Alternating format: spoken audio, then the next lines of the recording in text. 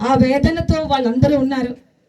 కానీ నేను ఏమని ప్రార్థన చేశానంటే, నిన్న పాస్టర్ గారు చనిపోయారని విన్నప్పుడు, ప్రభా మన్య ప్రాంతాలలో ఎంతోమంది సేవకులు పనిచేస్తున్నారు, వాళ్ళందరి యొక్క బైక్స్ కానీ వాళ్ళు వెళ్తున్న ప్రయాణాల్లో కానీ వాళ్ళకు ఒక ప్రత్యేకమైన ఒక భద్రత ఇవ్వండి ప్రభా. వాళ్ళ చుట్టూ ఎంతమంది సేవకులు 1500 మంది సేవకులు పనిచేస్తున్నారని నేను విన్నాను. నా లెక్క తప్పవచ్చు, తక్కువ అవ్వచ్చు. 1500 మంది సేవకులకి మరొక ప్రత్యేకమైన ఒక భద్రత ఇవ్వాలని నిన్నటి నుంచి నేను ప్రార్థన చేస్తూనే ఉన్నానండి. ప్రభా వాళ్ళకి కాపుదల మీరు ఇవ్వండి. ఎందుకంటే ఒక్క సేవకుడు వెళ్ళిపోయారంటే ఆయన చేతి క్రింద ఉన్నటువంటి ఎన్నో గొర్రెలు, మరి వాళ్ళ గుండెల్లో వేదన, బాధ వర్ణనాతీతం. సంఘానికి కానీ ఆ ప్రాంతానికి కానీ వాళ్ళు అనుభవిస్తున్న వేదన చాలా ఎక్కువ. కానీ నేనైతే మరి పాస్టర్ గారు ఇక్కడ ఆయన బాడీ పెట్టుంది, ఎంతమంది యవనస్తులు, ఎంతమంది యవన కుమార్తెలు ఉన్నారు, ఆయన కుమార్తె కూడా ఇక్కడ ఉంది. మరి దైవ సేవకుడు ఒక్క ఆయన పరలోకి వెళ్ళారు.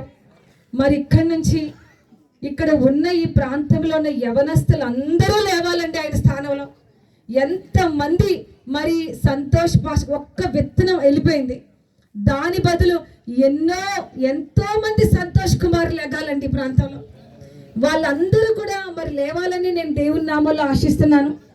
ఈ కుటుంబానికి కానీ, ఈ సంఘానికి కానీ, ప్రాంతానికి కానీ ఇప్పుడు మాట్లాడినట్టుగా దైవ సేవకులు మర్చుకున్నారేమో.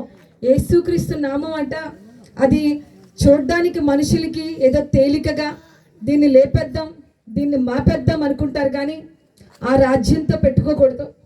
ఆ రాజ్యం అంతా కనుక ఏకమైందంటే ఏ రాజ్యాలు కూడా ఆ రాజ్యం ముందు నిలబడలేవండి. అంత గొప్ప కృప మనకి దేవుడు ఇచ్చారు. ఈ మన్య ప్రాంతాలలో, అన్ని ప్రాంతాలలో ఎన్ని ప్రాంతాలు ఉన్నాయో అన్ని ప్రాంతాల్లో నుంచి ఒక్క ఆత్మ కూడా నరకాగ్ని గుండానికి వెళ్ళడానికి వీల్లేదండి. ప్రతి ఒక్కరూ పరలోకి వెళ్ళాలి.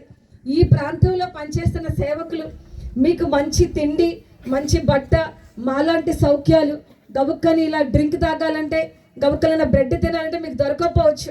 నేను ఒక్క ప్రార్థన చేస్తున్నాను, ప్రభా వీళ్ళందరూ ఏ ఆహారాలు సరిగ్గా లేకుండానే యేసు ప్రభు నామాన్ని గుండెల్లో పెట్టుకున్నంత పని చేస్తూ ఉంటే వాళ్ళని చూస్తూ ఉంటే సిగ్గేస్తుంది ప్రభా.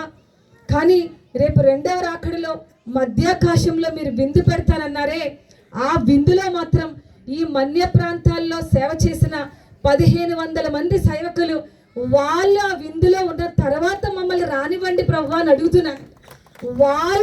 వాళ్ళే ఆ విందులో ప్రధానమైన స్థానాల్లో ఉండాలి. ఆ తర్వాత మాకివ్వండి. వాళ్ళు ఏదైనా తిన్న తర్వాత ఉంటే మాకివ్వండి. కానీ ఆ ప్రాంతాల వాళ్ళే దీని అంతటికి అర్హులు ప్రభు. ఇంత సేవ, ఇంత సేవకులు, ఇంత కష్టము నేను పుట్టిన తర్వాత నేను ఇదే చూస్తున్నానండి. కానీ నిజంగా దేవుని నామానికే మహిమ కలుగునుగాకండి. కళ్ళు మూసుకొని చిన్న ప్రార్థన చేసుకుందాం.